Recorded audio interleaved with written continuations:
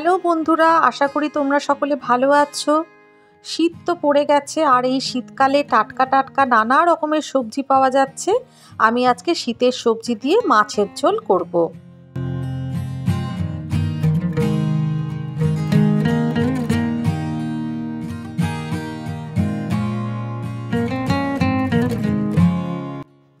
কড়াইতে সর্ষের তেল দিয়ে দিয়েছি, তেলের উপর একটু নুন ছড়িয়ে দিলাম, তেলটা ভালো করে গরম করে নিয়েছি।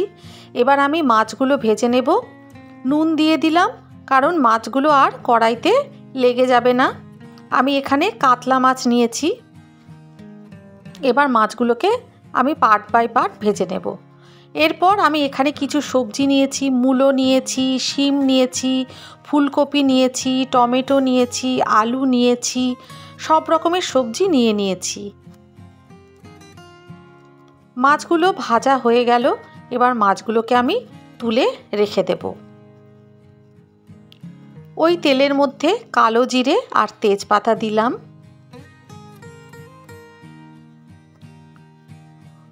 একটু নাড়িয়ে চাড়িয়ে নিয়ে আমি দিয়ে দিচ্ছি ফুলকপির টুকরোগুলো। এবার ফুলকপিগুলোকে আমি হালকা করে ভেজে নেব।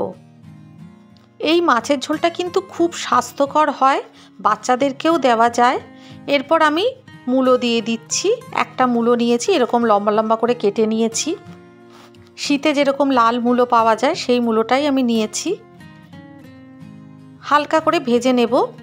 একে একে সবজিগুলো দিয়ে দিচ্ছি। এরপর আলু দিয়ে দিচ্ছি। দুটো আলু নিয়েছিলাম, দিয়ে দিলাম। ভালো করে ভেজে নিচ্ছি। এরপর দিয়ে দিচ্ছি লাল গাজর।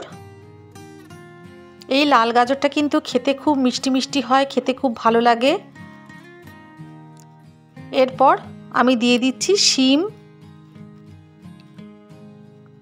সব কিছু খুব সুন্দরভাবে ভেজে নিচ্ছি। খুব বেশি না, হালকা করে ভেজে নিতে হবে।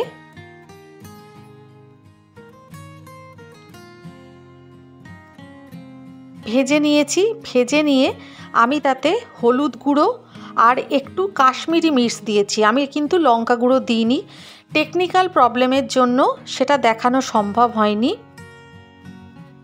এরপর আমি জল দিয়ে দিয়েছি। 2 থেকে 3 মিনিট ঢাকা দিয়ে রাখছি। এখানে আমি একটা পেস্ট করব, 2টো কাঁচা লঙ্কা আর কিছুটা কালো জিরে। একটা টমেটো বড় করে টুকরো করেছি, দিয়ে দিলাম। সব কিছু ভালো করে আবার মিশিয়ে নিচ্ছি।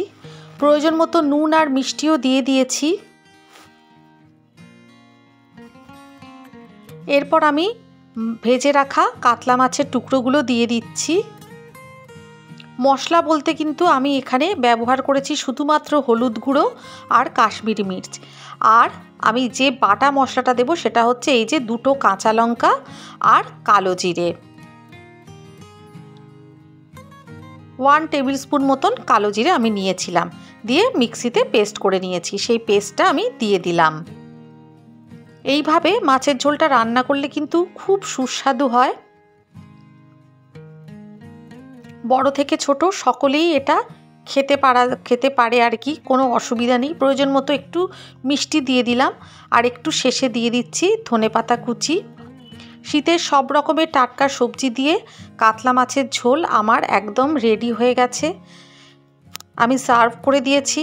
আশা করি বন্ধুরা তোমাদের এই রেসিপিটা ভালো লেগেছে। ভালো লাগলে চ্যানেলটাকে সাবস্ক্রাইব করে দিও আর লাইক করো, শেয়ার করো। সকলে ভালো থেকো, সুস্থ থেকো।